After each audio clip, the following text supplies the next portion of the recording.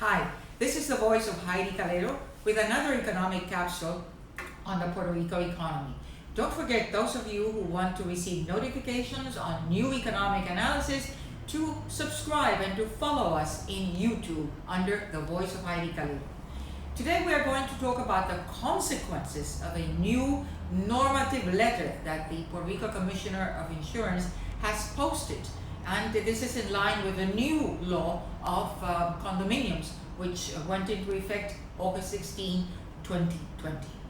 Now, the insurance companies, especially for condominiums, now are forced to and do not have the option of offering condominiums a full value policy for the common areas. Now they will all have to offer bare wall. What does that mean? Strictly what it says.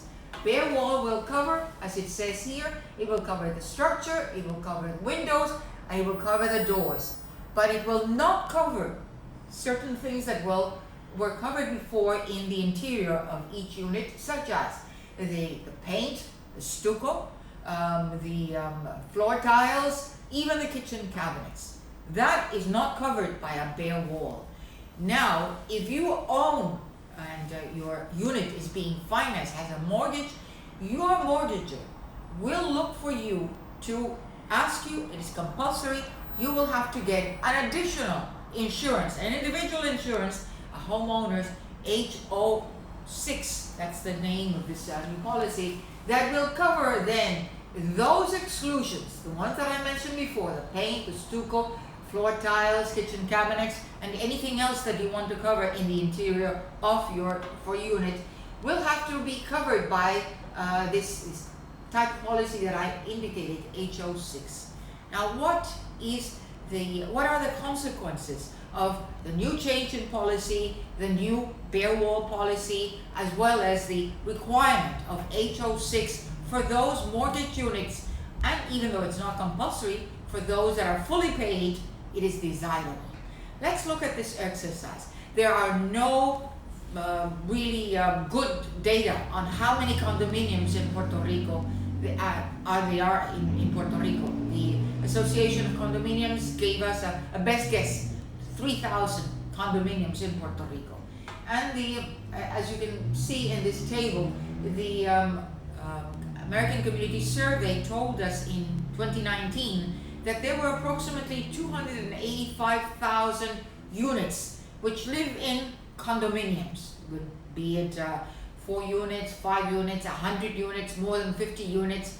So let's just for the purposes of this exercise round up that there are 300,000 units in 3,000 condominiums. So more or less an average of 100 units per condominium.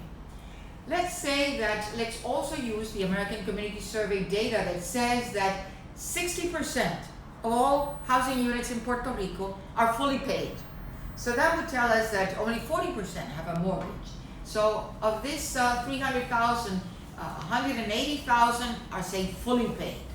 Now, if they are fully paid, that means that these owners really have been living there for 25, 30 years.